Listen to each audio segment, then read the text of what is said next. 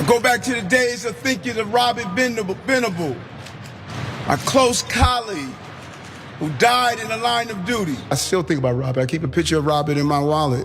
I reached into my pocket and I pulled out this photo. This photo is Robert Venable.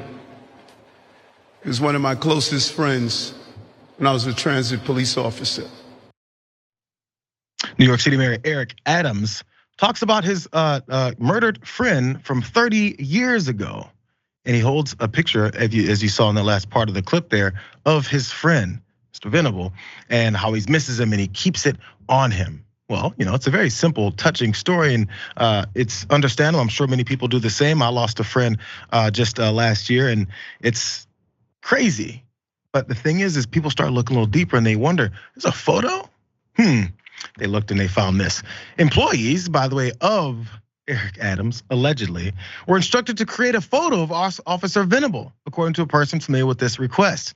A picture of the officer was found on Google. It was printed in black and white and made to look worn, as if the mayor had been carrying it for some time, including by splashing some coffee on it. That's what the person said who spoke on the condition of anonymity out of fear of retribution. Now, Eric, there's the image of the photo there along with some cash behind it.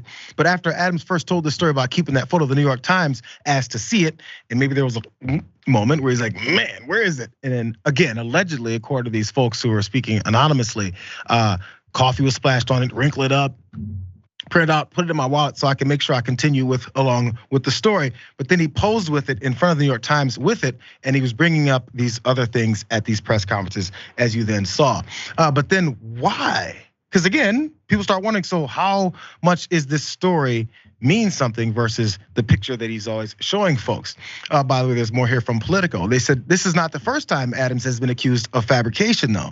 The mayor's claimed to be a vegan, but Politico noted last year that Adams frequently eats fish. He was a pescatarian, maybe that. During his mayoral campaign, some in the media questioned whether Adams actually lived in New York State or if he resided in a condo he owned in Jersey, as some of his tax documents also stated. He explained the discrepancy by blaming the error on an incorrect decision by his accountant, who he said was living in a homeless shelter at the time. Man, that's a great accountant, by the way. He's still working for you, which may have caused him to make some bad decisions. So there's lots I guess, reasons why people question some of the stories that Mayor Adams tells. And this one appears to be another one where maybe there's folks working for him that don't like him very much. Who knows how much that's made up or how much this is an actual photo they put together, or whether or not he really keeps it in his wallet for this long. But by the way, Jordan, in my opinion, it doesn't even matter if he keeps a photo of his buddy from 30 years ago in his wallet. Because it's real, by the way. They end up investigating it to actually see if he knew that officer, which he did. Family of that officer said so, his family said so, and it's actually pretty frustrating for them to even have to go through all of this. But then again, just say that's your buddy. You have to be like, and therefore his picture is right next to my heart. I don't know. Yeah, these types of stunts are so weird, and it shows the hollowness and kayfabe in politics. It's really frustrating. But Adams has bigger issues on his plate today. He's obviously a crook. He's obviously a liar. Like you could say that about most politicians. But today there was indictments announced for several people who were all running a straw donor scheme to run money to Eric Adams' campaign. And in the indictment document, it was said that Adams says he won't do anything, whatever reason they were trying to run money to him, whatever interest group they were representing, he wouldn't do anything for less than $25,000. So I mean, heard about this. It just happened today, and it's emblematic of somebody who lies and schemes their way into politics, into positions of power, and this is how they use that power. It's, hey, you run money into my campaign, you get a little kickback. So I think that's the story we really need to be talking about.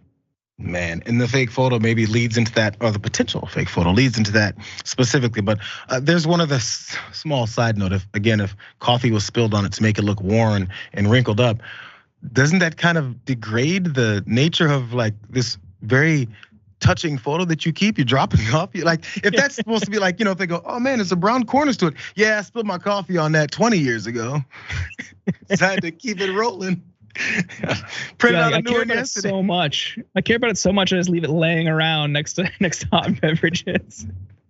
Sorry, it's weird. Maybe it's because I like the way he talks. But Eric Adams, man, I'm always willing to listen to him speak. I don't know about his scandals, but I don't know. He's not my mayor.